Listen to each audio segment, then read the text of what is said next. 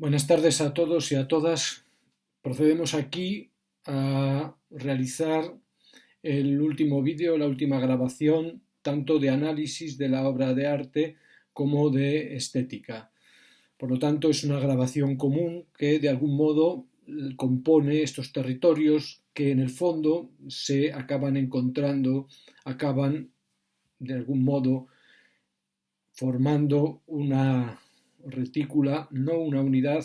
exactamente, pero sí de algún modo una composición. Tanto en análisis de la obra de arte como en estética partíamos, como debe hacer en mi opinión siempre el pensamiento, la filosofía, partíamos de nuestra posición concreta de cuerpo tal como nosotros la percibimos. No es una posición absorbente, es una posición naturalmente discutible, es una posición que no está en el secreto de su propia posición, por lo tanto no es una posición objetiva, tampoco es una posición meramente subjetiva, sino que es una posición en transición, es una posición que es un espacio de flujos, un territorio de acontecimientos también. Nuestra posición es la de miembros de una comunidad universitaria en una universidad de provincias de, sin embargo, un occidente hegemónico. Además, en una situación especial, aquí ahora, que modula la posición original en una situación de confinamiento, una situación que nos lleva, nos debe llevar a replantear desde ella todo lo que hemos dicho, todo lo que estamos diciendo. No hay una contraposición directa entre mi posición de carácter ficcional sobre la ontología con el hecho potente de este acontecimiento físico. Hay que pensar la relación entre lo que se impone de algún modo, que es, por ejemplo, la pandemia, tal como nosotros también la leemos, porque la pandemia también es un acontecimiento, también es una obra, cómo se compone esta pandemia que parece tener para muchos respectos un carácter natural, un carácter objetivo, un carácter secante, un carácter embarcador y nuestra propia ficción, nuestra propia posición. Esto queda fuera del marco de lo que aquí se hace, sería una cuestión con la que habría que seguir y efectivamente yo sí he seguido, estoy trabajando en esta cuestión como motivo de reflexión. Pero bueno, dejando de lado, que es mucho dejar esta cuestión, partíamos en general de una posición nuestra dentro de Occidente, un Occidente hegemónico, y dentro de una institución muy determinada, que es la institución universitaria, que como tal tiene un estatuto legal y un estatuto político dentro de nuestra tradición, que la equipara, por decirlo así, a un espacio de juego, a un espacio de transición, a un espacio liminal, que nos va a conducir desde un cuerpo adolescente a un cuerpo de plena ciudadanía, capacitándonos además institucionalmente para ganarnos la vida. Esta posición institucional se tiene que componer también con el carácter desinstitucionalizador que también tiene la filosofía, esto de forma compleja y simplemente como apunte. Nosotros partimos de donde estamos. Estos son fundamentalmente unas clases de carácter académico, unas clases que además tienen la limitación desde el punto de vista intelectual, que están dirigidas fundamentalmente a gente de primero y de segundo de carrera de filosofía, con lo cual nosotros presuponemos que el bagaje teórico del campo filosófico todavía está poseído de forma incipiente. Entonces esto también limita el alcance de estas reflexiones, aunque en muchos casos, y esto soy consciente de ello, incluso esta limitación, este esfuerzo que hago por contenerme especulativamente no es suficiente y muchas veces queda fuera del alcance de la gente que lo recibe, el contenido que se quiere dar. También esto en parte está buscado no para desvincular a la gente de lo que yo digo, de lo que se dice, sino para dar a entender la profundidad, la magnitud del campo donde estamos y como planteando un reto de conseguir que esto que ahora en muchos casos suena ininteligible, suena demasiado denso o demasiado cruzado en el número de referencias, llegue un día en que parezca incluso trivial. de algún modo también esta tensión, este sobreesfuerzo que se pide en la audición y que por eso simplemente paso el curso con un 6 a los que asisten a clase o a las que asisten a clase o ven en los vídeos, este esfuerzo se compone en el día a día de la enseñanza con un trabajo de tutorías para el que me he brindado y me sigo brindando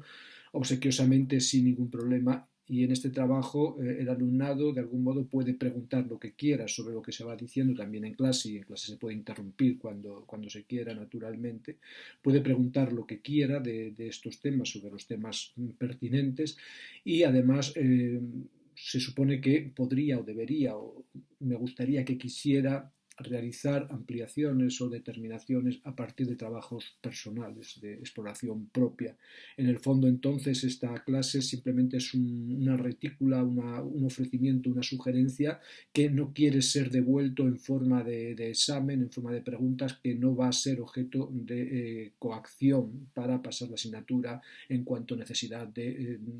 memorizarlo o de simplemente darlo como el centro de la asignatura. El centro de la asignatura no es esto, el centro de la asignatura, que cuestiona la propia noción de asignatura, es simplemente situar al alumnado en un territorio de acontecimientos que es significativo para la filosofía y para la construcción del presente.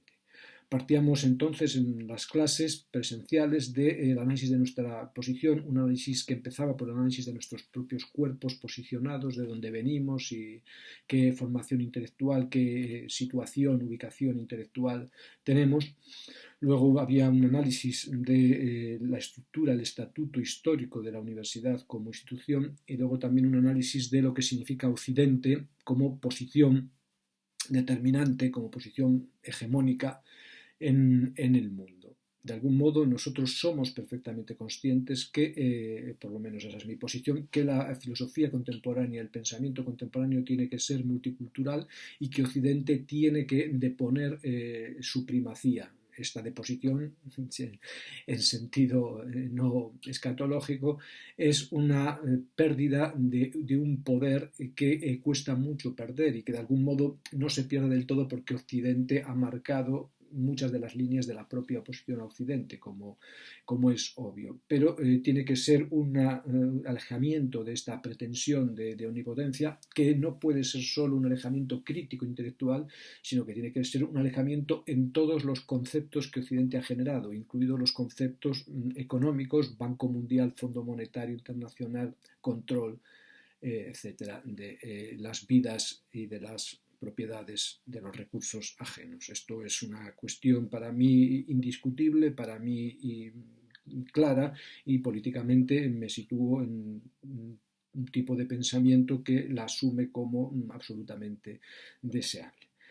Sin embargo, como digo, es incuestionable que Occidente ejerce una hegemonía todavía hoy dentro del conjunto del universo terrestre, y por lo tanto esto hay que reconocerlo y hay que ver su alcance como punto de partida. Decíamos que también fundamentalmente que visto desde Occidente, que somos nosotros, el estado del mundo, el estado de la cuestión de la humanidad,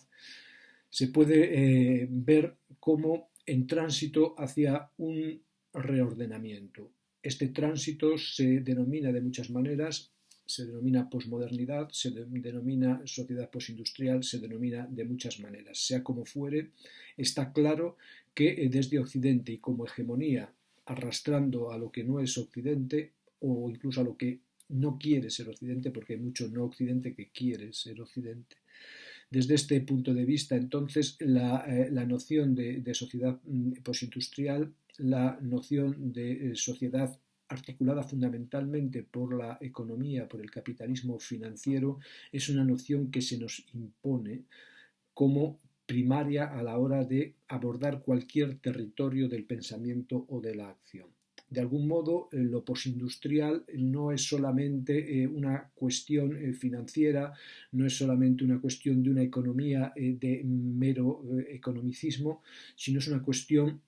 podemos decir, ontológica, es decir, es una estructuración de lo que hay, una estructuración de lo que se suele llamar la realidad, que abarca todos los niveles de lo real. Es una, entonces, reformulación de lo que nosotros consideramos la totalidad de lo que hay desde nuestro punto de vista. Esta sociedad postindustrial, este capitalismo financiero, no elimina los elementos anteriores no desaparecen, sino que siguen vivos, sigue viva la sociedad industrial con sus ontologías y sus prácticas, y sigue viva la sociedad agraria con sus ontologías y sus prácticas. No hay tampoco una envoltura de una a otra, sino que las relaciones, las interacciones entre estos que son tipos, que son elementos tipológicos, las relaciones son muy complejas y pasan a través de los cuerpos, como veíamos perfectamente expresado en el análisis que Norbert Elias hacía en su libro sobre Mozart. Esto, como os digo, es el punto de partida, y este punto de partida desglosado en grano más fino para nuestro territorio, porque se podría desglosar de otras maneras, lo traducíamos con el nombre, bajo el concepto, bajo la denominación de giros actuales. Analizamos giros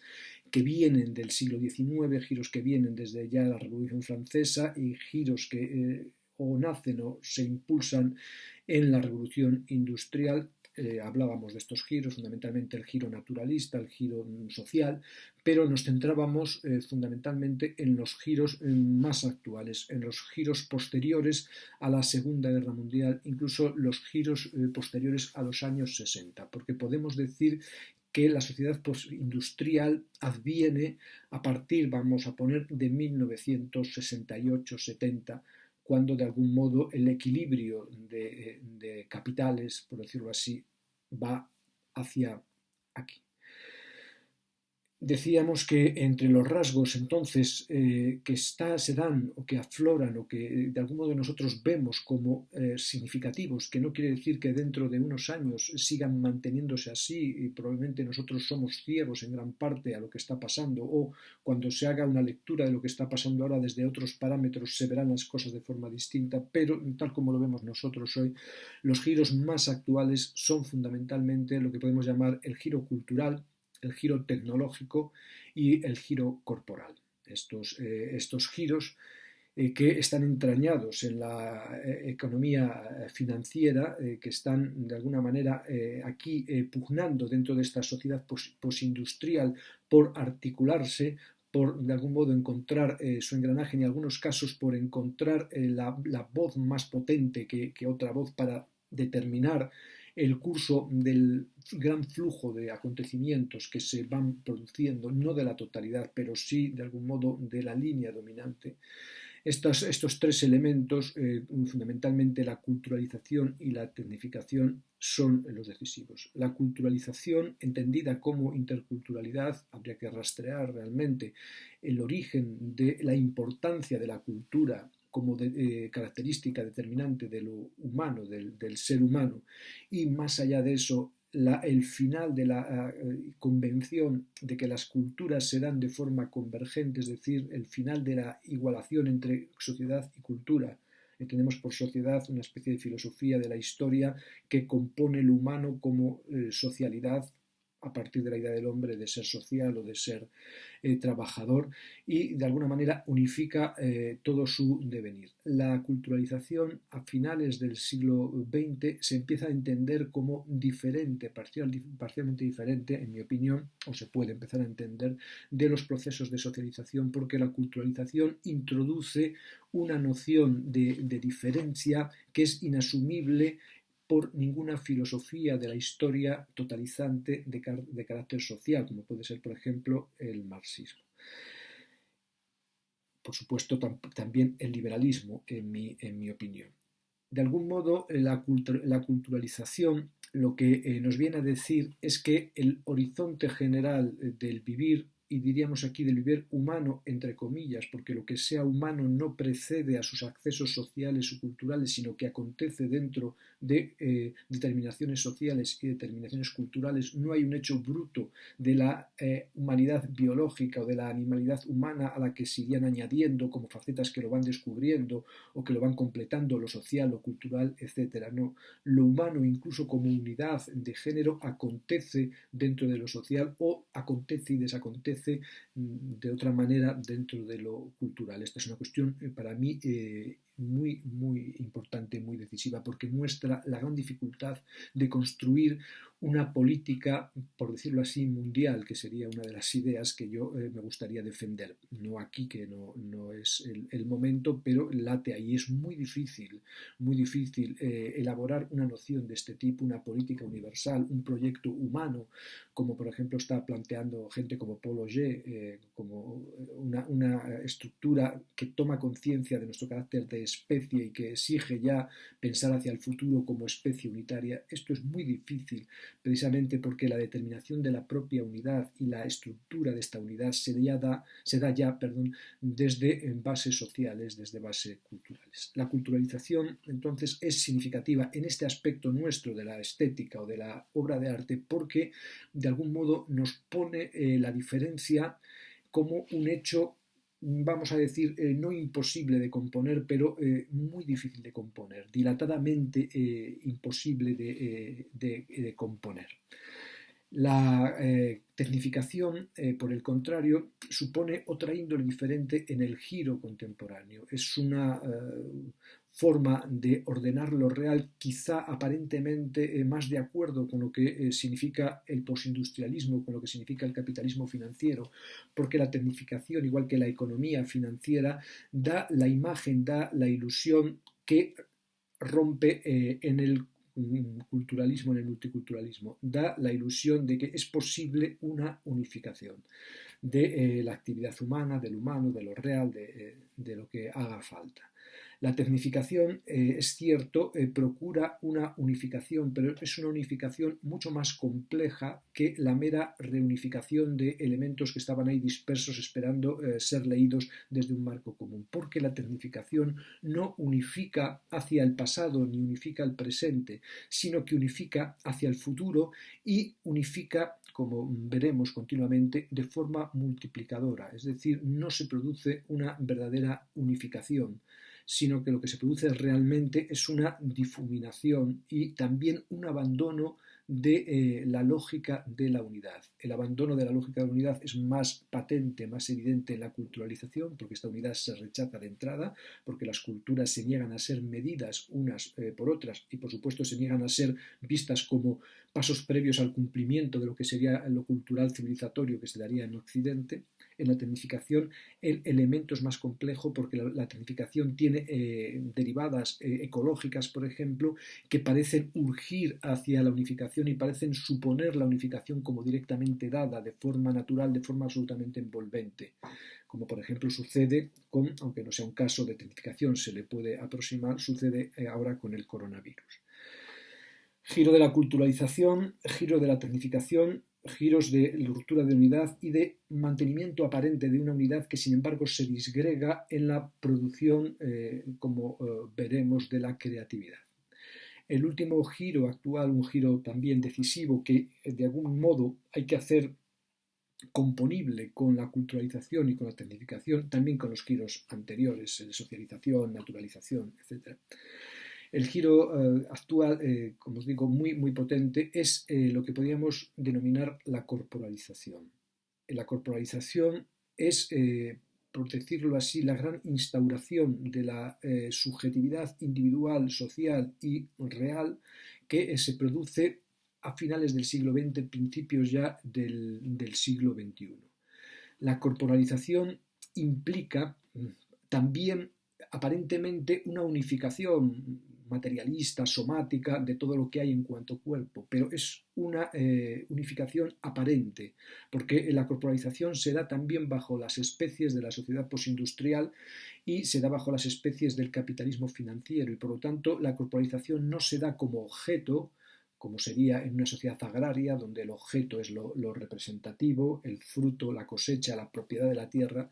Tampoco se da como proceso que de algún modo fabrica objetos, como se da en la sociedad industrial, donde el objeto tarda en producirse porque se produce a lo largo de una cadena de montajes, pero se acaba produciendo conforme a un plan. Aquí la sociedad agraria, la sociedad industrial mantendrían una unidad de cuerpo, una unidad inmediata de un cuerpo esencializado, una unidad que se va realizando en un cuerpo que es procesual. y que asume el proceso como elemento de su corporalización. Pero, sin embargo, como digo, la corporeidad actual es diferente. Es una corporeidad también orientada a la dispersión, diríamos, a la difuminación, yo prefiero decir a la superposición no sincronizable, no componible, no polarizable. Por lo tanto, bajo la apariencia de una unidad obvia de esto es un cuerpo, está la absoluta difuminación de cualquier estructura objetual o de cualquier estructura procesual que recaiga en la objetualidad. La corporalización tiene muchísimas dimensiones, por ejemplo, lo ecológico es una dimensión de la corporalización, la cuestión del género es claramente una dimensión de la corporalización y el feminismo es una dimensión de la corporalización actual. El feminismo con toda su complejidad que desemboca en una teoría del género que de algún modo niega la adscripción genérica como identificación y niega por lo tanto la identidad como base del hacer. Tiene también una beta muy importante que es la reivindicación frente a las estructuras tradicionales de conocimiento que privilegiaban lo noético, lo intelectual, sea como intuición pura, como noesis, sea como dianoia, como entendimiento, como razonamiento basado en hipótesis, que diría Platón. La sensibilización es una reivindicación de la corporalización. La corporeidad entonces reivindica la sensibilidad, reivindica la verdad, como decía Epicuro, de lo sensible, como decía Epicuro, de lo sensible, reivindica la verdad canónica de lo patético, de algún modo el mundo se nos da después de, pero reivindica también esta sensibilización fundamentalmente para mí más que lo sensible, que es una reivindicación de principios del siglo XX, reivindica lo imaginativo. Es decir, la sensibilización fue recuperada y recordamos aquí que la estética en el siglo XIX con Baumgartner, etc., nace defendiendo institucionalmente la idea de que lo sensible es conocimiento, lo sensible es epistémico. Esta reivindicación es lo primario de la corporalización, por ejemplo, también se ve en filosofías como la filosofía de Levinas, que reivindica lo corpóreo también como apertura a partir de la sensibilidad, se ve en todas las filosofías de corte epicúreo, pero la corporalización concreta hoy, la instancia que reclama hoy la corporalización como más potente ya en principios del siglo XXI es no tanto la sensibilidad, la sensibilización, sino la imaginación. El elemento de la imaginación, un elemento que siempre fue un elemento o subalterno o orientado a ser controlado por su excesivo en tamaño, por decirlo así, de realización frente a un tamaño además que era peligroso porque se iba fuera de las vías del control oficial, este elemento de la imaginación utilizado como base, utilizado también como elemento potenciador o dinamizador del conocimiento, este elemento hoy de algún modo envuelve, es mayor, si queremos seguir hablando así, a los demás elementos con los que nosotros podemos componer nuestra estructura cognitiva o cognoscitiva. Poder decirlo así, de algún modo, la ideación, la parte eidética, la parte teorética, la parte intuitiva, en el sentido de conocimiento directo de lo que es, sería lo último que aparece y de algún modo lo más derivado, lo más,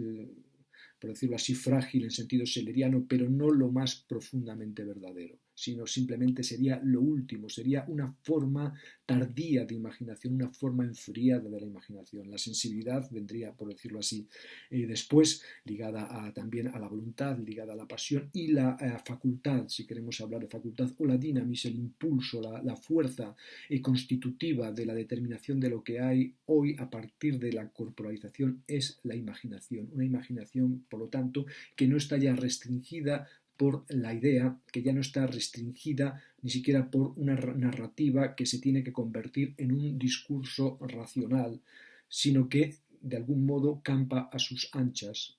Decir que la imaginación campa a sus anchas es decir que estamos en la sociedad posindustrial también y de alguna manera entendemos que el capitalismo financiero, que es una de las posibilidades, la más fuerte que se da, porque hay otras posibilidades de ordenar la sociedad postindustrial. Por ejemplo, yo soy partidario de una ordenación o desordenación anarquista de la sociedad postindustrial, pero de algún modo, si sostenemos que el capitalismo financiero es la trabazón más visible de la sociedad postindustrial ahora mismo, tenemos que decir igualmente que la matemática financiera, la matemática de la economía,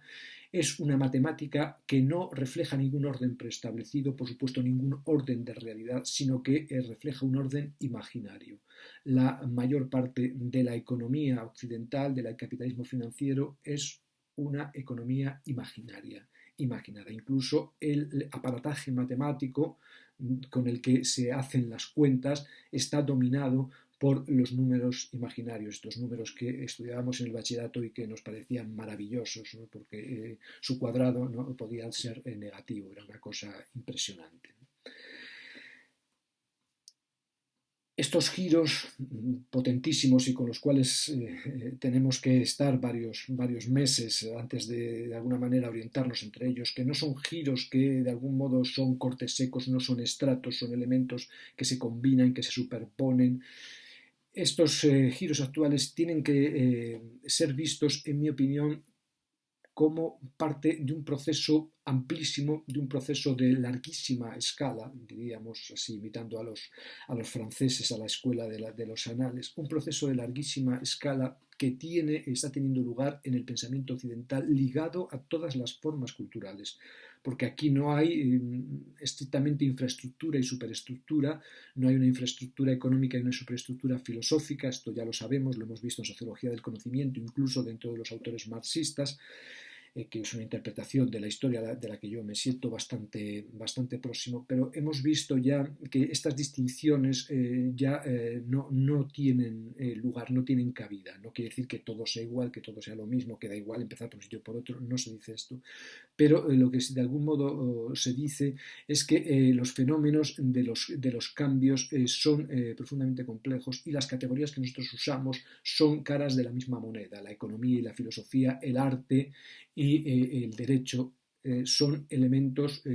perfectamente o imperfectamente conjugados, porque además tampoco son elementos que sean en sí, sino que son territorios que tienen mucho en común, aunque esta comunidad la mayoría de las veces sea en superposición. No son tampoco funciones que nos permitan construir explicaciones de corte funcionalista, entendiendo que estas explicaciones absorben la potencia de lo que se da, son otra cosa. De algún modo, sin embargo, toda esta composición, todo que vemos nosotros en la economía, que vemos en filosofía, lo que nos indica, en mi opinión, es que estamos asistiendo a lo que podemos denominar no una sustitución de una ontología, de una teoría de la realidad o de lo que hay, o como queramos llamarle, por otra. Es decir, no estamos asistiendo al desafío de nuestro canon por un canon nuevo, que tiene la canonicidad como asunción y luego varía en el contenido, sino que estamos haciendo acontecer lo que podemos llamar un cambio, una transformación metaontológica. Es decir, no solo están cambiando las ontologías, las visiones, los puntos de vista, las ideologías, sino está cambiando la posición que pone lo ideológico como tal. Dicho de otro modo, y he tomado de Schelling, como tantas cosas, cuando dos elementos, de algún modo contradictorios en un momento uno, en un momento dos, dejan de ser contradictorios, significa que ha pasado algo muy profundo en lo real. Y aquí vemos que pasa así. Ontologías tan contradictorias como ontologías materialistas y ontologías espiritualistas convergen, sin embargo, lo vemos hoy, en la defensa de una metaontología de la unidad, una metaontología de la realidad, una metaontología del sentido, etcétera, del orden, etcétera. Mientras que lo que estamos viendo acontecer, y por eso hablamos de cambio metaontológico, complejo naturalmente, no de un día para otro, no con una claridad meridiana, lo que estamos viendo es que estos marcadores profundos que no impedían la lucha a muerte entre las ontologías, hoy están siendo puestos en común por estos mismos rivales en defensa de lo nuevo que viene, entre comillas, lo nuevo, que es una metaontología diferente en muchos respectos. Una despedida de la unidad,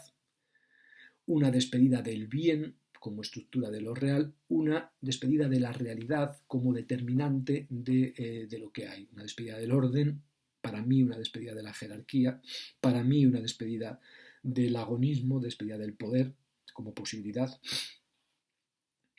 Este cambio ontológico no nos va a traer, porque entonces no habría cambio metaontológico, la antítesis lógica de las determinaciones metaontológicas que estamos abandonando, de las que nos estamos despidiendo. Es decir, no pasamos de una ontología de la unidad o de una metaontología de la unidad a una metaontología de la pluralidad o de la diversidad. No, no es así. No pasamos tampoco de una metaontología del bien a una metaontología de la negatividad o de la nada, porque como bien señalaba Bergson, señalado por Levinas, la nada es un ser tachado, un être différé, un ser tachado. Es equivalente funcionalmente. Tampoco, entonces, frente a la metaontología de la realidad, pasamos a la metaontología de la nada, de la inexistencia, de la irrealidad en sentido opuesto a la realidad. El cambio metaontológico es otra cosa en un sentido que había que precisar y que remito a la ontología, unas grabaciones que haré algún día sobre esto y sobre lo que sigue también, porque el cambio metaontológico lo que nos muestra, en mi opinión, es el final de la distinción entre ontología general y ontología regional. Nos muestra el final de la escisión platónica entre un mundo de la apariencia y un mundo de la realidad más profunda. Nos muestra el final de la diferencia entre un mundo que cambia y una estructura que permanece, sea en el pasado o sea en el futuro, una estructura que partimos de ella como fija o una estructura que alcanzamos y que cumple todos los deseos, toda la aspiración, todo el anhelo de la estéresis, de la privación de aquello que anhela. No, la metaontología que viene se articula probablemente a partir de nociones diferentes, a partir de descriptores, si queremos seguir hablando así, diferentes. Los descriptores que yo uso fundamentalmente, lo he explicado en clase muchas veces, el descriptor fundamental es el concepto de mundos, que son ordenaciones o modulaciones o determinaciones en lo que hay, pero no en lo que hay en lo que están los mundos, sino lo que hay como ya componiendo los mundos. Es decir, el haber, que es la segunda estructura junto al mundo, no es una estructura que funciona a modo de la realidad anterior o de la ontología anterior donde se situaba la óntica, o de la realidad donde se sitúan las cosas reales y ganan su realidad en cuanto cosas. No, el haber no es un elemento unitario, no es un elemento teológico, no es otro nombre del Dios, no es otro nombre ni siquiera del misterio, no tiene nada que ver con estructuras de este corte, con estructuras teológicas. Es la renuncia, en la teoría de los mundos, tal como yo la entiendo, a la determinación de lo que hay como, que sería el tercer elemento, como realidad, como estructura unitaria. De algún modo, por ejemplo, hay posturas tramposas en este sentido, como la de Gabriel, por ejemplo, que juega con la noción de mundo y de realidad, y dice no hay mundo, pero hay realidad. Son formas torticeras de evitar, naturalmente, el paso al límite y decir que la realidad es una totalidad, pero seguir sosteniendo que los elementos entre los que nos movemos tienen la estructura, la entidad de la realidad. Entonces nosotros podemos decir que sumando elementos indefinidamente construimos un mundo que no se puede pasar al límite en cuanto a realidad, pero que de hecho funciona como realidad, como existencia. Estas trampas nosotros no las buscamos, no queremos caer en ellas. Sostengo entonces que la estructura fundamental en nuestro vivir, por decirlo así, es la estructura de mundo. Es una estructura que de algún modo es radicalmente plural en cuanto a otros mundos que son indefinidos y en cuanto a su propia estructura de mundo, que tiene un carácter multiplicador. Es decir, el mundo no está orientado a la determinación, no está orientado a la definición, no está determinado por un carácter lógico, estructural, ni inicial, ni final, ni mediático, ni mediante el sentido. Los mundos son estructuras fluctuantes, estructuras multiplicativas, que además no se componen entre sí porque no tienen tampoco estructura de unidad. No es una unidad que es múltiple luego, se da de otro modo. Y los mundos no se componen, los mundos no se sincronizan, los mundos no se polarizan, etcétera, etcétera. Y la realidad, lo real, es simplemente una característica de los mundos. La realidad no es una estructura que nos confirma que lo que hay tiene solidez, que es en sí, que tiene densidad. La realidad no es el conjunto de todo lo que hay, tampoco esto ya, como digo, no lo sostiene. No se sostiene, sino que de algún modo la realidad es una característica entre otras de los mundos. Los mundos, entre otras cosas, son reales, pero la realidad no juzga, no envuelve la estructura de los mundos, ni es su determinante más potente. De algún modo, esto claro sería largo de explicar, pero de algún modo la idea creo que está y está clara. Por lo tanto, yo sitúo entonces la estética, como queramos llamar al territorio nuestro, de sensibilidad, imaginación, territorio del arte, territorio de la creatividad, estética, ahora no importa mucho, sabemos que hay aquí unos condicionantes institucionales, históricos, de estructura del arte en Occidente, valor del artista, valor de la obra, valor institucionalizado, valor simbólico, valor de mercado, valor respecto a la totalidad del universo como belleza envolvente. Sabemos que hay aquí muchos elementos y no buscamos un nombre, porque no buscamos poner nombres, porque nosotros no preguntamos por qué es, no preguntamos por esencias, ni siquiera preguntamos tampoco. Y preguntar, como la realidad, es un elemento más de la indagación filosófica, pero no es el núcleo, el disparador de la indagación filosófica, no lo es tampoco la admiración. No hay un disparo que esté sugerido por lo disparado como atractor, como ojos erómenos, sea este un dios, sea este un mundo de esencias, sea este un mundo de sentidos de la historia, sea este un mundo de lo que sea. Por eso yo no tengo prisa en definir, no tengo prisa en determinar. No quiere decir que no se vayan dando definiciones, no quiere decir que no se vayan dando determinaciones, pero estas no son el objetivo prioritario de la ontología, de la metaontología de los mundos. El objetivo prioritario es en determinar lo que se da en estos mundos, lo que estos mundos elaboran, lo que estos mundos de algún modo experimentan o expresan como territorio, como acontecimiento, no como territorio balizado, no como acontecimiento que es un momento del tiempo en una cadena objetiva del tiempo, sea en sentido newtoniano, sobre una determinación, sobre un decurso absoluto, que sería el decurso del cuerpo del Dios, o sea en sentido lainiciano, de una composición de sucesos que se pueden ordenar perfectamente, tanto para el espacio como para el tiempo. Son las dos modalidades de espacio-tiempo tradicionales del pensamiento occidental, el modelo newtoniano, espacio-tiempo absoluto, que en el fondo era el sensorio de Dios, como decía Newton, un espacio-tiempo vacío en el que las cosas se van poniendo y en el que los acontecimientos van sucediendo dentro de esos ejes, dentro de esos marcos, o en el sentido lainiciano, espacio-tiempo como sucesión, como coextensión, como simultaneidad de cosas. Ninguno de estos dos elementos es el concepto de territorio, ninguno de estos elementos es el concepto de acontecimiento. Estas expresiones pertenecen ya a la estructura del cambio metaontológico y se dan, por lo tanto, no en la ontología de la unidad, realidad, sentido, bien, sino en una metaontología diferente, como elemento muy diferente, por lo tanto.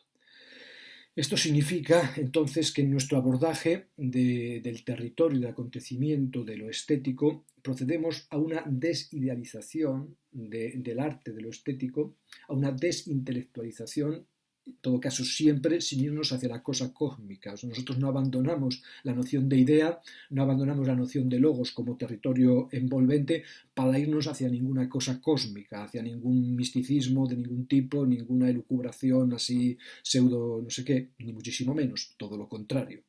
todo lo contrario. Pero lo que está claro es que en nuestra noción de estética, de arte, de creatividad, etcétera, lo que hay es una desideación, tanto en el sentido de forma que envuelve como incluso de ideación que intenta salvar un sentido, aunque en esta última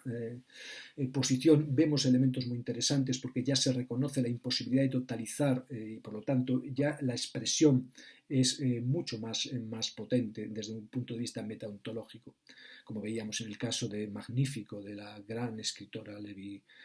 Haas y también del gran escultor Martín Chirino, ¿no? Primero entonces deseditizábamos el arte y después lo desobjetuábamos. El arte no se da como idea, la belleza no se da como idea, el arte no se da como obra fundamentalmente, sino se da como obrar, decíamos, ¿no? Tiene un carácter poético. Este carácter poético entonces del territorio estético, que sustituye a la primacía de lo teórico y que sustituye a formas de primacía de lo práctico que todavía están encadenadas a una estructura lógica, como puede ser una estructura ética o nómica o cultural en cuanto a determinante absoluto. Esta poiesis entonces, que va más allá de esto, se da fundamentalmente como imaginación. Sería, por lo tanto, tarea de la segunda parte de la asignatura, si hubiera, sería parte pues, de la estética 2, desarrollar entonces una teoría, una consideración de la imaginación desde este punto de vista. La poiesis se da como imaginación irrestricta, como imaginación no limitada ni por el objeto ni por la objetuación, y como imaginación no limitada por la idea ni por la ideación. Esto naturalmente muestra lo tremendo del campo de lo estético contemporáneo, porque además, al haber una ruptura de la idea de bien, de algún modo estamos situados en una intemperie terrible, en una intemperie tremenda, en una intemperie donde nos jugamos todo y jugamos posibilidades inmensas de sufrimiento y posibilidades inmensas también de sanación, de fruición. No está escrito en ninguna parte que se tenga que ir hacia una sanación, hacia una ampliación, o que se tenga que ir hacia un sufrimiento. No está escrito. El combate precisamente está aquí, no como dos posibilidades que repetirían el esquema de lo bueno y lo malo, etcétera, de forma más compleja, pero la demostración de esto nos enseña la fuerza de lo sublime contemporáneo, la fuerza de un sublime que desgarra completamente el marco del bien, el marco de la belleza, el marco tradicional de la verdad como coincidencia de lo real consigo mismo o de las afirmaciones de lo real con lo real o como desvelamiento de un sentido que tienes que obediencialmente cuidar para que se mantenga abierto y acontezca una identificación que no, de alguna manera no violente el sentido del ser, como es en Heidegger. La imaginación entonces muestra la fuerza del carácter del obrar, la fuerza de lo poético, y muestra también entonces la imposibilidad de subsumir esta fuerza en una obra como objeto, en una obra como producto, en una obra como conjunto de determinaciones, en una obra incluso como abertura, como dice Umberto Eco, con posibilidad de interpretaciones. Es más que esto la obra, es más que un objeto, es más que una posibilidad de interpretaciones, es más que esto, es una creatividad que tiene como fruto la realización de la realidad, este elemento adjetivo que no está prescrito y que se realiza a través del obrar, por ejemplo. Por lo tanto, la estética, lo estético nos sitúa en un territorio, en un elemento, en un acontecimiento de corte, decíamos, analizando a Antígona, de corte deinótico, de corte innominado. No es el equivalente al gran Dios terrible de la teología negativa, no es el equivalente al destino que está fuera y que de alguna manera absorbo yo dentro y pliego deinóticamente también. No, es una cosa diferente, porque lo deinótico no es una atmósfera de totalización, no es un envolvente que de alguna manera nos supera y nos gesta como si fuéramos sus criaturas. La relación es diferente porque somos nosotros, de algún modo, los que producimos este elemento, este sublime, este deinótico. Este elemento también tiene las características de lo que llamábamos lo que hay, de alguna manera el haber que se da no de forma anterior a los mundos, sino en los mundos. Es un haber también de este tipo, de este deinótico, y no forma, por lo tanto, nada parecido a un objeto, ni siquiera en el sentido de Morton y otros, de un hiperobjeto, de un objeto que va más allá de las escalas, porque las combina de diversos tipos de objetualidad, objetos reales, objetos ideales, objetos procesuales, etcétera, combinados. Por ejemplo, como dice Morton, el cambio climático sería un hiperobjeto. Lo que hay no se da entonces en forma de hiperobjeto, porque no hay un hay como totalidad, como horizonte, como fondo donde se recortarían los mundos. Lo que hay primariamente son mundos con esta estructura no unitaria, con esta estructura no compositiva, con esta estructura multiplicativa. Por lo tanto, nosotros situamos el arte, la estética, como algo que excede y que es excedido por el ámbito de la significación y de la interpretación. Por eso rechazaba la noción de análisis e interpretación de la obra. La interpretación, entendido por interpretación la hermenéutica, es un añadido en la línea del análisis. El pensamiento occidental es un pensamiento analítico que parte, y esto es el análisis, de la posibilidad de descomponer y descomponer lo que hay en elementos que lo componen y luego su suma nos lo restituye, por decirlo así. Este método analítico es un método fructífero, nos permite dividir, nos permite entonces abordar las dificultades en la medida en que nosotros podemos solucionarlas, nos permite poner y componer mediante formulaciones posibilidades de ampliación, de predicción, etc. No vamos a discutir la potencia del método analítico que está en la base de las ciencias occidentales que nos han dado a nosotros una hegemonía y una capacidad explicativa impresionante. Pero nosotros de algún modo entendemos que esta forma de entender que empieza en el análisis, que sigue en la razón crítica, que después da en los métodos histórico-críticos, que luego da en métodos deconstructivos, etcétera, etcétera, y da también en la hermenéutica. La hermenéutica, la interpretación, en el fondo es una forma de análisis en la que el elemento subjetivo, el elemento más privado que quedaba fuera de la analítica, que es de carácter más bien objetivante, este elemento subjetivo que quedaba fuera es incorporado de forma potentísima, de modo que mediante la hermenéutica no solo comprendemos analíticamente lo inerte, sino que comprendemos sintéticamente lo vivo, de tal manera que dominamos no solo la naturaleza muerta, sino la estructura viva del pensamiento de gente que realiza obras, como decía Dilthey, incluso mejor que el que las realiza. Por lo tanto, la hermenéutica, la interpretación, no es una herejía del análisis, sino es la complexión del análisis dentro de una metaontología de la luz, del sentido, del bien, que es característica de la metaontología occidental, de la unidad de la realidad cada vez más profunda, más abarcadora y cada vez más exitosa. O sea, todo lo que se dice no niega el éxito de estas metaontologías tradicionales, no lo niega en absoluto, simplemente entiende que este éxito está excedido y sigue siendo operativo en muchísimos ámbitos, pero ya no es aquello que absorbe todo lo que puede darse. De algún modo hay algo que ya no puede absorber, y este algo que no puede absorber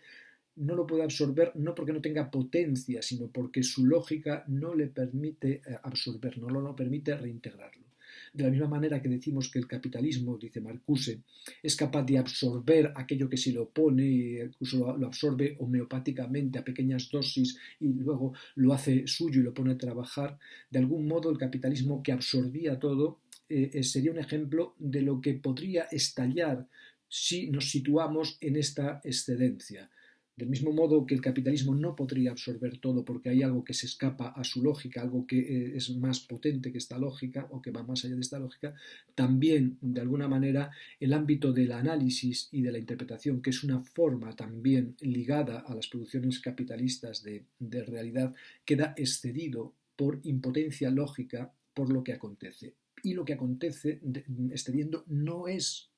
algo en el orden del bien. Esto hay que repetirlo porque el bien pertenece al orden que es excedido. Es decir, no es algo bueno, no vamos hacia la maravilla, ni estamos respirando una ampliación en sentido de esta lógica. Hay un desbordamiento y una ruptura también, como decíamos, de la propia idea de bien, que es equivalente funcionalmente a la idea de realidad, a la idea de unidad, a la idea de orden.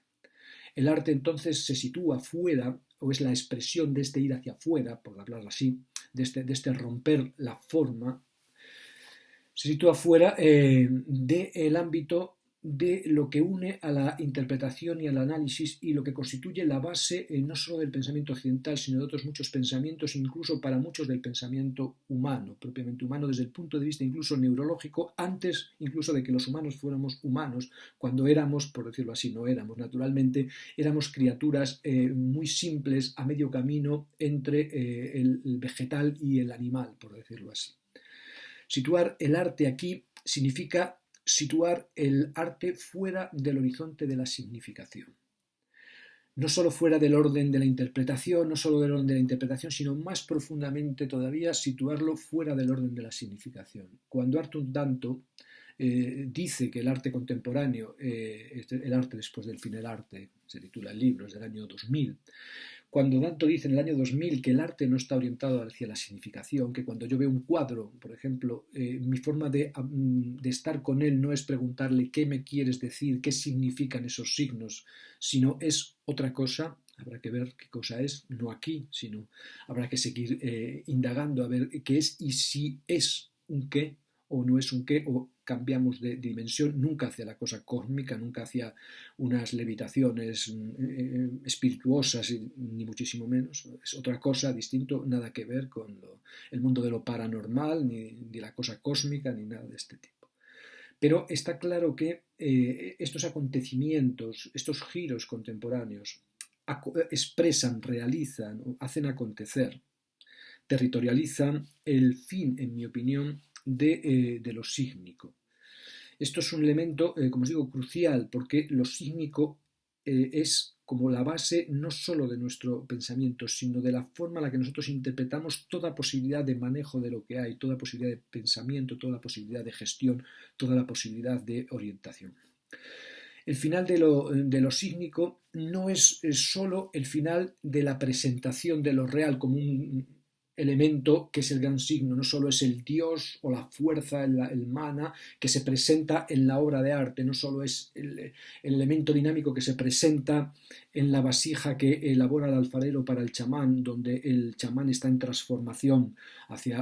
de él como individuo humano hacia el nahual, hacia el animal, y de alguna manera toda la potencia de lo real, todo lo divino, todo lo fuerte está ahí presente en tensión y solo se libera cuando se rompe, el chamán que es una chamana, solo se libera cuando se rompe contra el suelo, se hace añicos, se vaso y se libera esa fuerza simbólica que es respirada, que revitaliza a todos los cuerpos allí presentes y muestra cómo se constituyen los cuerpos a partir de esa fuerza, la intermediación del chamán y la intermediación del arte como lugar de presentación de lo sagrado. Es una concepción muy parecida a la concepción romántica, a la concepción hegeliana, esta concepción que se da, por ejemplo, en el arte del antiguo Perú, del antiguo Ecuador, del arte inca.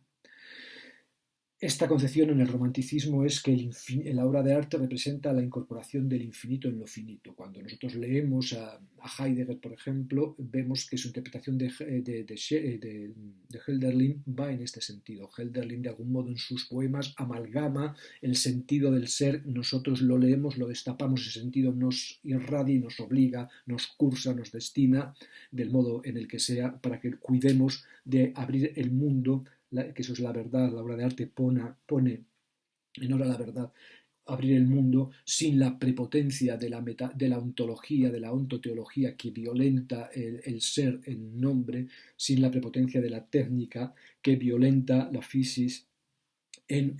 productora de kilovatios, como nos dice Heidegger. Entonces, el arte no solo es un signo, o deja de ser signo, en este sentido de suprasigno, sino también en el mero ser signo del arte como representación. Por ejemplo, el arte a partir del Renacimiento, con un doble lenguaje, sí, lenguaje iconográfico, iconológico, que remite a lo mistérico, por estas remisiones fuertes a los dioses, a los animales, a las grandes representaciones, pero también fundamentalmente con el dominio físico, con la somatización del espacio, de la geometría y también de la anatomía, donde entonces el cuadro representa lo real. El cuadro es una ventana que nos abre a un mundo que ha sido recuperado, que ha sido conocido, que ha sido articulado mediante la medicina y mediante la matemática, con ese elemento siempre presente en todo arte renacentista, del elemento mágico, simbólico, que luego allí era muy significativo y fue después dejado de lado con consecuencias importantes, como vimos en hermenéutica este año, analizando la obra de Newton referida a la magia. El arte entonces no se da como signo, ni como metasigno, como megasigno, ni como representación. El arte entonces está en otra dimensión, en otro nivel, en un nivel más imaginativo, más imaginario. ¿Cómo pensar entonces un arte desidealizado, desobjetuado, designificado? ¿Cómo pensar sin el signo? Cuando nosotros tenemos toda una filosofía última, por ejemplo, toda la filosofía de corte estructuralista que empapa incluso gran parte del psicoanálisis, que recupera el elemento y lo quiere convertir en lenguaje, lo quiere convertir en signo y lo quiere descifrar y por lo tanto traerlo al horizonte del sentido, aunque sea un sentido que no se interpreta linealmente, sino que se interpreta con zigzags. Cómo entender o cómo plantearnos un universo sin que el papel del signo sea central cuando nosotros mismos interpretamos nuestro cerebro, y de aquí la neurobiología aplicada a la estética como una neonaturalización, como una regresión respecto a lo que podría ser una estética financiera, una estética postindustrial. Cómo entender el signo cuando nosotros nos entendemos fundamentalmente como mapas, cuando nosotros interpretamos el nacimiento de nuestro cerebro, que entendemos que es el lugar, no ya del alma, pero sí de la capacidad de pensar como elemento que de alguna manera tiene terminales por todo el cuerpo, sería la forma del cuerpo, como antes decía que el alma era la forma del cuerpo, ahora es el cerebro, es parte somática, parte del cuerpo, pero a la vez es la forma del cuerpo, no tampoco como una unidad, sino como una correlación de estructuras en el que la conciencia no es un jinetillo por ahí, sino que es una correlación allí, una redundancia, una contraposición, elementos importantes. Pero ¿cómo entender entonces que nosotros nos hemos entendido siempre como signos? ¿Cómo entender que nosotros interpretamos lo neurológico primario como una forma de orientarnos de aquí para allá, que la neurona nace vinculada, por decirlo así, a un ser que se mueve y que es reabsorbida por ese mismo ser cuando se queda sésil, cuando se queda quieto? Todo el cerebro de algún modo sería una forma de incorporar un mapa, de incorporar una trayectoria, por lo tanto de incorporar un sentido y por lo tanto de incorporar un sentido a partir de un manejo de signos, aquí, allí, o como la ameba, me va este líquido o no me va este líquido, me voy y me acerco. Como elementos de este tipo de atracción y de repulsión de aquí y de allí.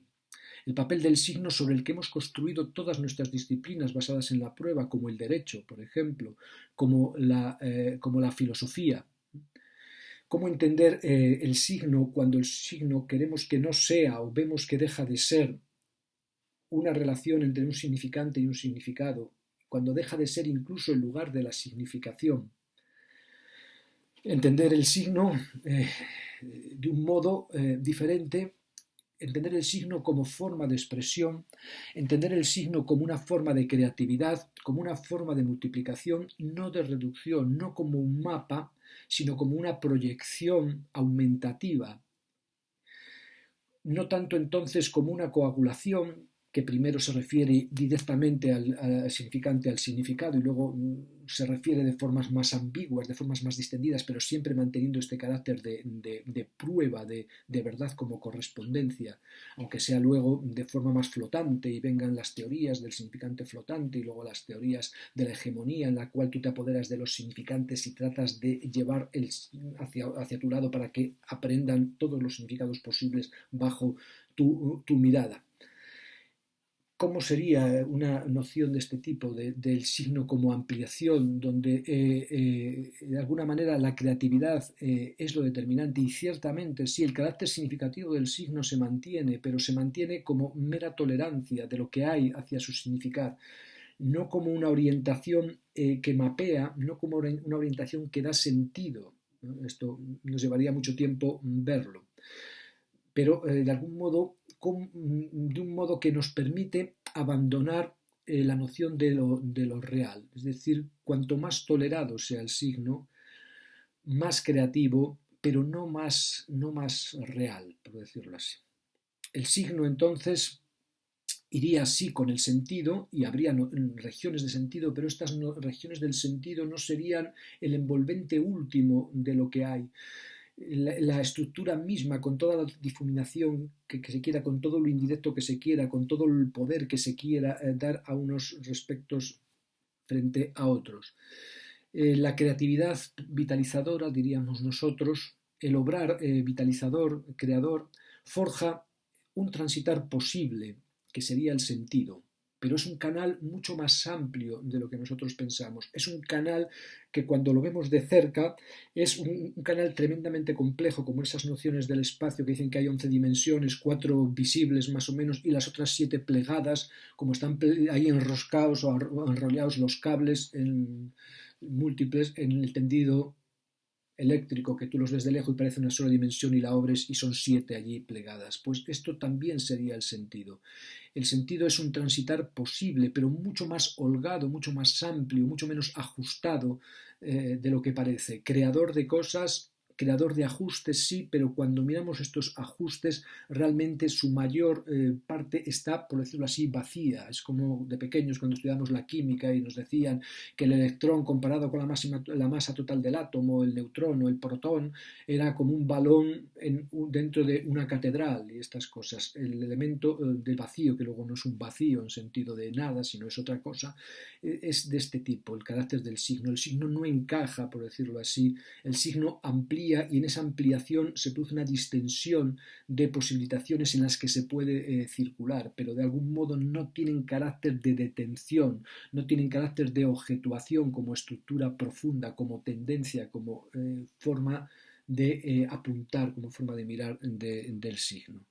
Y por lo tanto, el signo tiene una estructura de carácter ficcional, diríamos. Pertenece más bien al ámbito de la ficción, pertenece más bien al ámbito de la imaginación.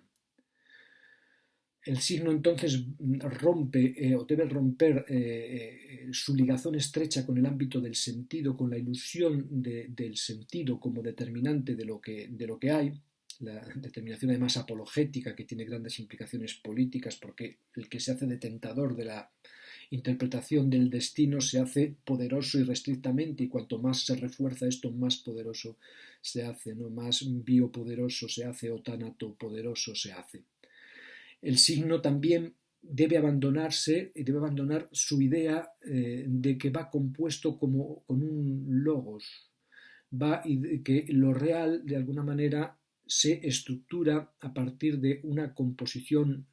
lógica, una composición tramada, una composición jerarquizada y mantenida siempre con una estructura de constancia, como quiere hacernos ver la idea de justicia, la idea de ley, la idea de dique, la idea de nomos, la idea misma de cosmos, etc., que en el fondo son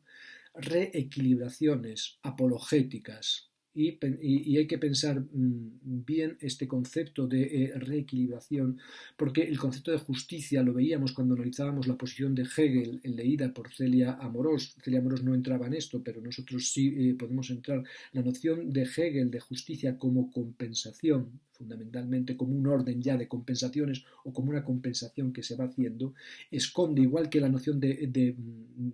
pensar como ponderar, que es de donde viene y es una noción equivalente, por lo tanto la noción de pensamiento y la noción de justicia son nociones estructuralmente equivalentes y tienen que ver con una especie de compensación, de dar a cada uno lo suyo, a cada uno lo que necesita, a cada uno lo que respectivamente ha ganado, a equilibrar, etc. Esta noción, en el fondo, esconde, como se ve en el propio Hegel, una posición extractiva, que es la que permite la compensación, la balanza que está en desequilibrio y que hay que equilibrar, y sin embargo nos manifiesta la idea de equilibrio, porque aunque está desequilibrada, representa eidos como equilibrio, compensado además con una espada que también está en equilibrio de cruz. En el fondo esconde como todo orden de intercambio o toda posición que parece instantánea, pero que esconde un orden de intercambios, esconde una compensación que es una extracción de la energía de unos a favor de la posición de otros.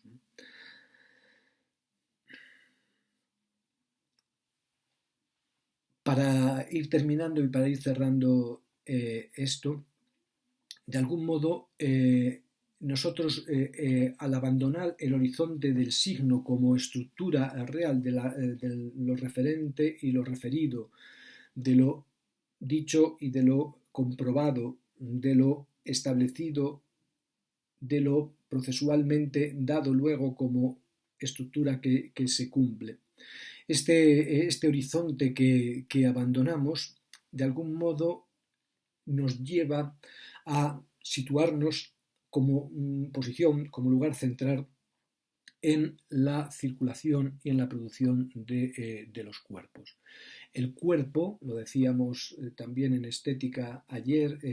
claramente el cuerpo es el lugar donde de algún modo se expresa, actúa, crea realidad la estética, el arte, etc. Vemos no de forma progresiva, pero podemos decirlo así, para salvar las distancias enormes que nos llevaría a ganarlo de una forma más fina, podemos decir que de algún modo el arte o lo artístico, lo estético pasa de la noción de idea a la noción de obra a la noción de creatividad. Y esa noción de creatividad que se despeja no se aplica fundamentalmente en la producción de obras de arte, arquitecturas, pinturas, esculturas o breakdance, no se aplica o no se explica desde la idea de lo bello, la belleza o de lo feo, lo horrible o lo que sea, sino que de algún modo se incorpora como expresión, como excorporación del cuerpo. El cuerpo, un cuerpo no signado, por lo tanto, es el lugar y el acontecimiento del arte. Un cuerpo que no está trabado, que diríamos sería, como dice Deleuze, un cuerpo sin órganos, en cierto sentido, pero ni siquiera con la envoltura última de lo corpóreo que lleva, por ejemplo, a Foucault al cuidado de sí, que de algún modo es una regresión eidética, sino de una forma mucho más abierta, mucho más excedida, mucho más desgarrada. El cuerpo no signado es el lugar y el acontecimiento del arte. No es un objeto, tampoco es un texto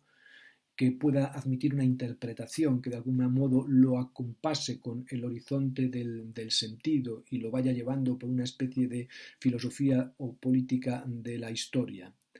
El cuerpo que se caracteriza por la indefinición, por una facticidad sin principio ni fin, una facticidad que es más que mera finitud, porque la finitud incluso es todavía una forma. El cuerpo no es infinito, el cuerpo no es finito tampoco, ni infinito ni finito. Hay un paso, porque las palabras infinito e indefinido en griego apeiron son equivalentes, pero hay un paso muy importante que da Descartes y da luego Leibniz. Descartes todavía distingue entre lo indefinido y lo infinito, ¿no? Mientras que Descartes no se atreve a declarar el universo infinito en acto, por decirlo así, desde perspectivas aristotélicas repugnaría esto, él todavía lucha con estas cosas y dice que el universo es indefinido. Y luego es Leibniz el que dice que el universo es infinito, así por primera vez de forma tajante. La complejidad de la noción de infinito la dejamos aquí de lado, es para entender la diferencia. De algún modo lo infinito es el paso al límite de una forma, mientras que lo indefinido es la imposibilidad de la forma. De algún modo nosotros retrocederíamos a la posición de Descartes, que fue una posición que a mí me gustó muchísimo cuando lo leí estando en cuarto de filosofía, que leí la obra completa dentro de Historia de la Ciencia, porque tuve un profesor, Alfonso Pérez de la Borda, que me permitió dedicar el año entero a la lectura de lo que yo quisiera. Yo elegí leer las obras completas de Descartes, casi completas porque las leí por la edición de Alquier o por la de Antanegui, que es la edición completa de verdad, pero son 3 gruesos volúmenes, y lo hice porque había visto que otro 2 años atrás lo había hecho y siempre tuve envidia cuando le veía con esos tomos amarillos de Alquier. En esa lectura, una de las cosas que más me impresionó fue la vacilación de Descartes entre lo indefinido y lo infinito. Es un tema que siempre tuve presente, incluso en aquella época escribí alguna cosita que tendré por ahí sepultada en el montón de carpetas y por ahí. La idea fundamental es que tenemos que retroceder en sentido potente a quizá esa posición cartesiana y entender que lo indefinido es la ruptura de la forma y que lo indefinido es el lugar de la multiplicación y que lo indefinido es el lugar de la imaginación, algo que no tiene ni principio ni fin y tampoco tiene sentido. Puede tener trazas, puede tener huellas, puede tener pliegues, puede tener lo que sea, pero no forma una totalidad unificada por el sentido, no forma una totalidad ni aspira a esa totalidad, aunque lo indefinido luego se pase al límite, si se entienda como una sucesión, y en un momento dado esa sucesión pase al límite, como en el argumento de las vías de Santo Tomás, lo indefinido no se mantiene, tiene que haber un principio, pero esta idea de principio es una petición de principio, igual que la noción de fin, y sentido es lo que se da en torno a un principio y a un fin, desde un principio a un fin o desde un fin a un principio, como es en Hegel, por decirlo así. Pero esta idea, esta trayectoria es lo que desaparece metaontológicamente o se desfonda metaontológicamente. La indefinición, por lo tanto, es una facticidad sin principio y sin fin, que es más que mera finitud, porque la finitud es también un modo de forma. Por último, para terminar, hay que señalar que este arte, que esta estética, tiene entonces, y esto lo ha señalado muy bien Bátimo, por ejemplo, lo señaló ya Benjamin, lo ha señalado mucha gente naturalmente, tiene un carácter fundamentalmente político. Walter Benjamin sostiene con grandísimo acierto que no hay arte por el arte, como se decía en los grandes momentos de los principios de los años 20. No hay arte por el arte, no hay un arte que simplemente patina o itera sobre sí mismo. Naturalmente lo hay, pero podemos traducir todo este metabolismo desde este orteguiano arte por el arte o de quien se quiera atribuir la sentencia, podemos hacer todo este metabolismo hacia su, de alguna manera, trabazón política. Es cierto, lo político no envuelve el arte de nuevo como una infraestructura envuelve o determina una superestructura, la relación es más compleja, pero en todo caso lo artístico se nutre y se da fundamentalmente o significativamente o operativamente como mundo en lo político. Y hay que entender qué es este político del que nos habla Benjamin, del que nos habla Bátimo, del que nos habla tanta gente, sin caer entonces en el mero reduccionismo del realismo político que de alguna manera frustró, por ejemplo, las grandes expectativas artísticas vanguardistas de los artistas rusos después de la revolución. No puede haber una recaída en el realismo político, un control político por parte del comisariado político del arte en nombre de la estructura de la ciudad, etcétera. Estaríamos aquí en el universo del querigma de Creonte. Y de la misma manera que el arte no tiene una estructura agrafta y nomo y de leyes no escritas, como sería la idea de belleza o como serían las ideas de Antígona, tampoco puede ser querigmáticamente puesto en cuanto contenido, en cuanto obrar, en cuanto actividad, sin más por el gobierno de la ciudad, porque la ciudad, de algún modo, lo político no puede ser o cabe que no sea una estructura de corte aristocrático, como es la estructura tradicional de las sociedades feudales, aristocráticas, y también de las sociedades liberales, y también de las sociedades neocapitalistas, y también de las sociedades socialistas de corte leninista y stalinista. Lo político en un sentido anarquista, incluso en el anarquismo de pensadoras que no eran anarquistas como Rosa Luxemburgo, lo político entonces no es la directiva de un staff, de una vanguardia, de un gobierno, etcétera, que dice cómo tiene que ser el arte. Lo político es entonces el autoaprendizaje, nosotros diríamos la autocreación en todos los sentidos, como estructura de convivencia y como estructura de cuerpo en todos los sentidos, como estructura de expresión de toda la ciudadanía, de lo que Rosa Luxemburgo llamaba la masa, que en ese momento tenía un carácter positivo y que luego, como enseña muy bien Laclau y otros, fue torticeramente negativizado ese carácter de masa a través de Freud, a través de los teóricos de alguna manera aristocratizantes como Ortega y Gasset en la rebelión de las masas. Pero el concepto positivo de masa como una clase que emerge, que era la clase trabajadora, de hombres y mujeres trabajadores, que en el fondo abarca toda la estructura del humano, si se quiere, definido por su carácter de hacedor, de Faber, es esa la estructura que es poética, sobre sí misma, sobre sus propias producciones, sobre las modalidades de su corporeidad, más allá del dualismo hombre, mujer, varón, hembra, o como queramos decir, más allá del dualismo, más allá incluso de la expresión que viene de atrás, en el amplio sentido de la palabra. El carácter político del arte no significa entonces que el arte esté dirigido por el Estado, por el gobierno, todo lo contrario. No significa que el arte sea un mero programa político, como fue en Roma, por ejemplo, donde el emperador le decía a Horacio, hazme unas odas que me favorezcan, y a un escultor hazme una columna donde salgan todas mis hazañas, ni como en el barroco, donde la Iglesia católica toma como tarea espectacularizarse para oponerse a la entendida por ellos herejía luterana, que era iconoclasta en gran medida, y mediante una profusión de imágenes, de efectos y de impactos se intentaba contrarrestar, ni tampoco siquiera un mero programa político en el sentido ya más amplio de Walter Benjamin, donde se opone el programa de alguna manera del arte sacralizado, del arte religioso, del arte tiránico, a un arte de corte socialista, un arte de corte más social. Ni siquiera en este programa, porque el programa de Benjamin de algún modo fracasa en cuanto a programa concreto, por la interpretación que hace del destino de la obra de arte, que él piensa que gracias a la reproducción técnica, como decíamos ayer, va a perder el aura, va a perder la unicidad y se va a masificar, pero en el sentido de creación de una masa que absorbe y que crece con lo artístico. La posición de Benjamín está muy ligada a esta. Hay que pensar estructuras del arte político desde el carácter político de la creatividad, que de algún modo vehiculen esto sin ser formas de dirigismo y que reconozcan la recaída idolátrica que atenaza y que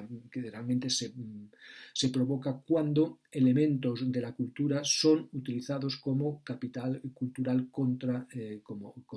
otros. Esto sería un programa que habría que seguir desarrollando y que desarrollaremos en otra ocasión. Hasta aquí han llegado las clases, los vídeos de estética y de teoría de las artes. Este es un vídeo conjunto. Nos veremos en otra ocasión. Muchas gracias.